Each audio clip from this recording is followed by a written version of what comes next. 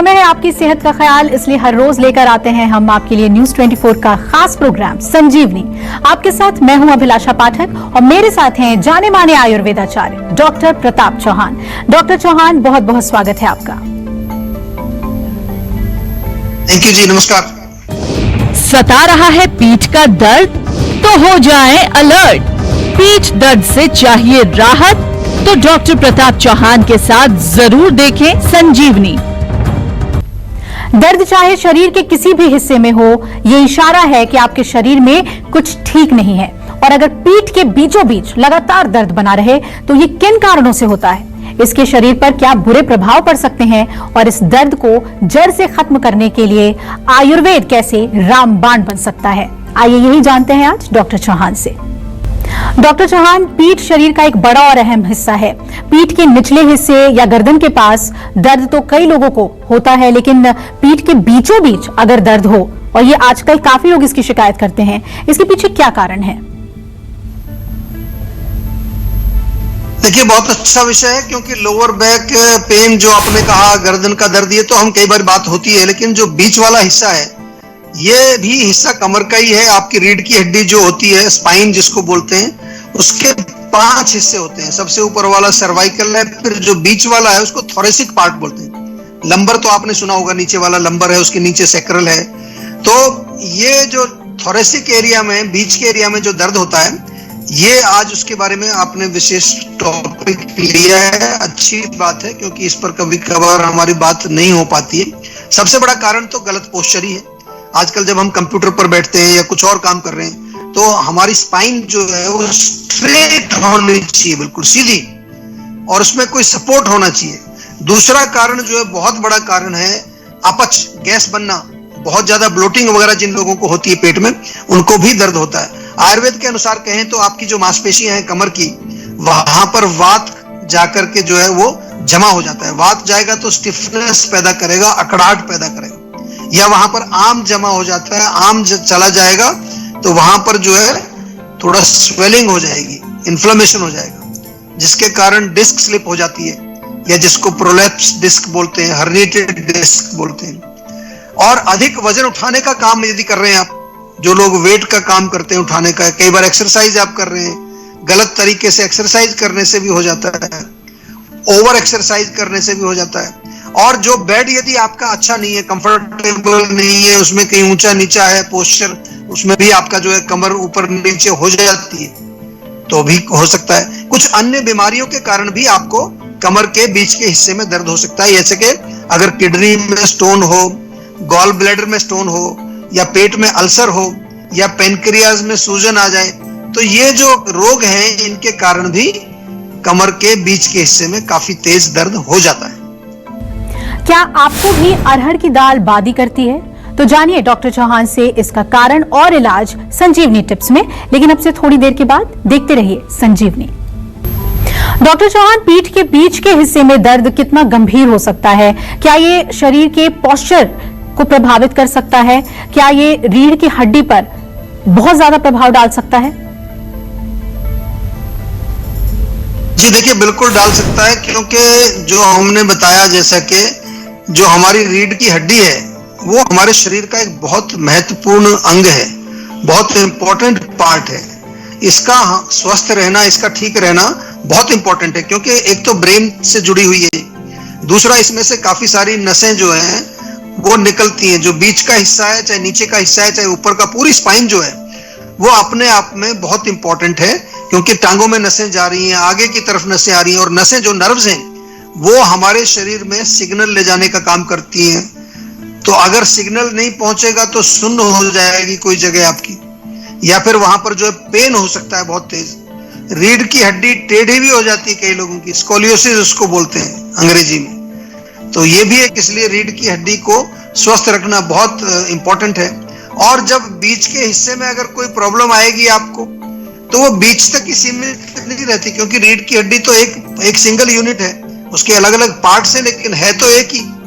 तो अगर बीच की मसल्स टाइट होंगी तो लोअर बैक में भी उसका असर जाएगा, ऊपर सर्वाइकल में भी उसका असर जाएगा।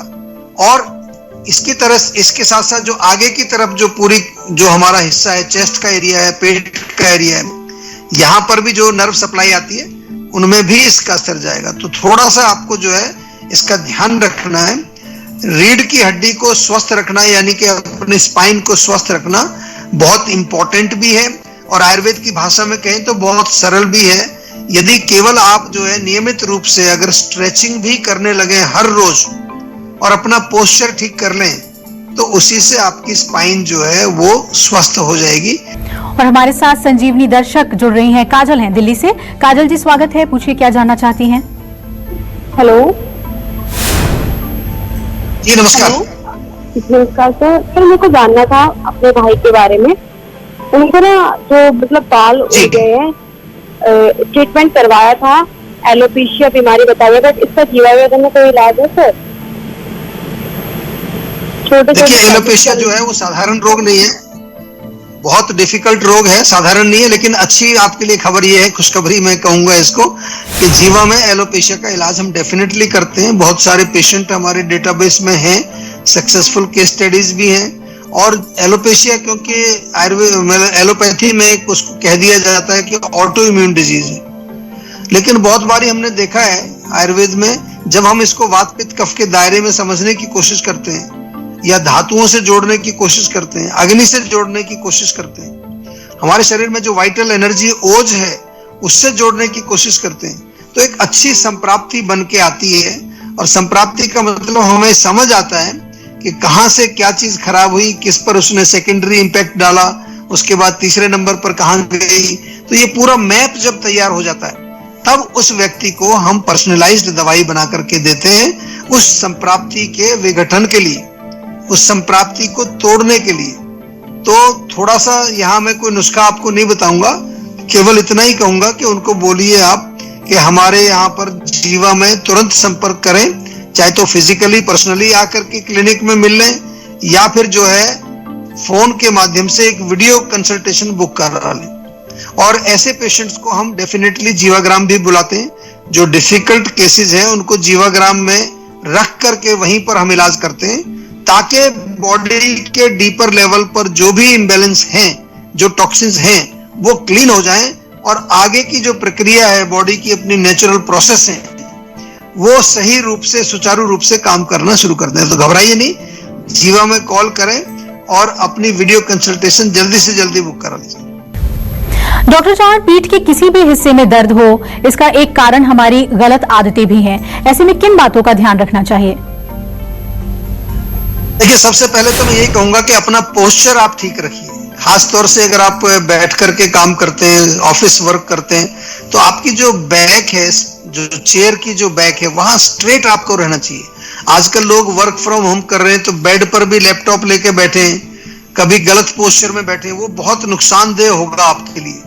हमेशा कोशिश करिए, अगर घर में भी है तो एक छोटा टेबल चेयर लगाइए, अच्छी तरह प्रॉपर पोजीशन आपकी अच्छी रहनी चाहिए। दूसरा जो है, तिल के तेल से मालिश पूरे शरीर में तो करनी है, लेकिन विशेष तौर से पूरे बैक में आप मालिश करें। साथ में थोड़ा स्टीमिंग हो जाएगी तो बहुत फायदा है, या फिर गर्म पानी की बोतल से सिकाई कर लीजिए। नियमित रूप से आपको एक्सरसाइज करनी है, खास तौर से जो है कंधों का रोटेशन, गर्दन का रोटेशन और स्ट्रेचिंग एक्सरसाइज, योगासन वगैरह आपको नियमित रूप से करना चाहिए। हमारा एक प्रोग्राम है जीवानंद करके, जीवानंद वेबसाइट पर मिल जाएगा आपको। और जीवानंदा जो होता है उसमें भी हम कई तरह की स्ट्रेचिंग एक्सरसाइज कराते हैं, जीवा मेडिटेशन कराते हैं, साथ में आपको माइंड को रिलैक्स कराने की भी कुछ ब्रीदिंग एक्सरसाइज कराते हैं। बिस्तर आपका आरामदेह तो होना ही चाहिए, लेकिन ऊंचा नीचा ना हो, अनइवन बेड नहीं होना चाहिए। बहुत ज्यादा एसी का भी प्रयोग नहीं करना, जितना ज्यादा ठंडा आपका कमरा हो जाएगा उतना ही ज्यादा आपकी कमर और अकड़ सकती है। गर्म पानी पिए, या जीवा की जो आयुर्वेदिक चाय है वो बहुत अच्छी चाय है, उसका प्रयोग करना है, ठंडा पानी नहीं पीना। जीवा का पेन काम ऑयल और जीवा का पेन काम बाम तो आपके घर में होना ही चाहिए, बहुत अच्छे प्रोडक्ट हैं, इसको तो घर में रखिए। कब्ज नहीं होनी चाहिए, कॉन्स्टिपेशन यदि आपको फील होती है तो रात को सोते समय 1 चम्मच त्रिफला चूर्ण या जीवा का मुक्ति चूर्ण आप ले सकते हैं। बादी वाले भोजन ना करें, वातवर्धक भोजन जैसे कि उड़द की दाल, राजमा, छोले, गोभी वगैरह, और डाइजेस्टॉल पाउडर जरूर आपके पास रहे, या आम पाचक चूर्ण यदि आपको लगता है कि आम बन रहा है। ये हमारे प्रोडक्ट जो हैं ऑनलाइन अवेलेबल हैं सभी प्लेटफॉर्म्स पर, हमारी वेबसाइट पर भी, और फोन करके भी आप मंगा सकते हैं। क्लिनिक से जाकर के भी इन प्रोडक्ट्स को आप ला करके अपने घर में रखिए, ताकि हम ये समझें कि आप असली रूप से आयुर्वेद से जुड़ चुके हैं। और चलिए अब बारी है आज की संजीवनी की।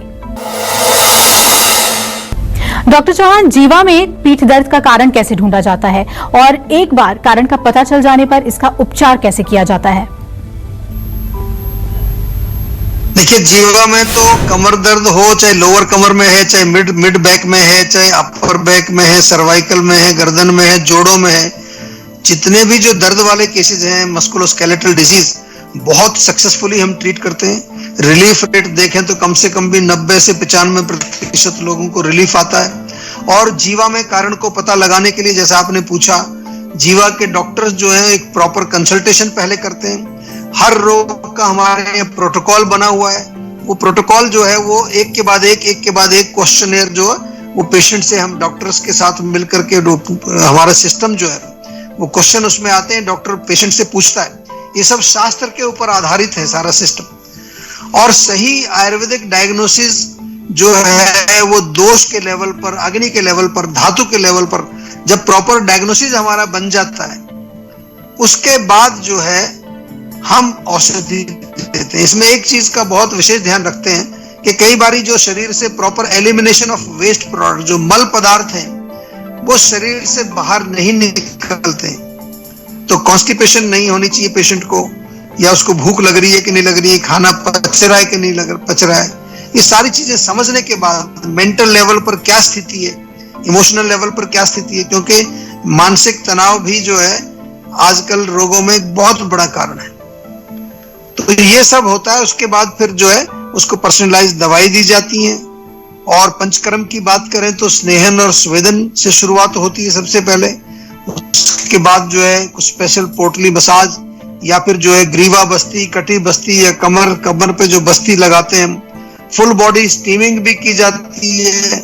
एनिमा दिए जाते हैं, मेडिकेटेड एनिमा, जिसको बस्ती चिकित्सा हम लोग आयुर्वेद में बोलते हैं। कई प्रकार के गुग्गुल के फार्मूले, कई प्रकार के चूर्ण, टैबलेट्स, और जरूरत पड़ती है तो काढ़ा भी आपको पीने के लिए दिया जाता है। पेन काम बाम, पेन काम ऑयल, पेन काम पोटली, पेन काम टैबलेट, पूरा रेंज आपके लिए भी बनाया हुआ है। पर्सनलाइज दवाई तो देते हैं, लेकिन ये चीजें सबके घर में रहनी चाहिए। बहुत सारे लोगों को जिनको मानसिक तनाव रहता है, उनको जो है नींद नहीं आती दर्द के कारण कई बारी, तो वहां जो है जीवा की sleep well tablet, stress free tablet और जीवा की ब्राह्मी टैबलेट भी बढ़िया काम करती है। ये चीजें मैं साइड में इसलिए बताता रहता हूं आपको कि एक पर्सनलाइज्ड दवाई है, वो तो हमारे डॉक्टर लिखेंगे आपके लिए। कुछ साइड में छोटे छोटे प्रोडक्ट्स हैं जिनको हम वेलबींग प्रोडक्ट्स बोलते हैं, रिजुविनेटिव प्रिवेंटिव प्रोडक्ट्स हैं। इनका सेवन आप अपने आप भी कर सकते हैं। अगर आप भी अपने सेहत को लेकर परेशान हैं तो टेंशन छोड़िए और फौरन सेहत का नंबर मिलाइए, जो है 0129404004। अपना फोन नंबर रजिस्टर कराइए और जल्द से जल्द डॉक्टर चौहान की टीम के डॉक्टर्स जो आपको खुद फोन करेंगे, उनसे बात करके गुड हेल्थ पाइए।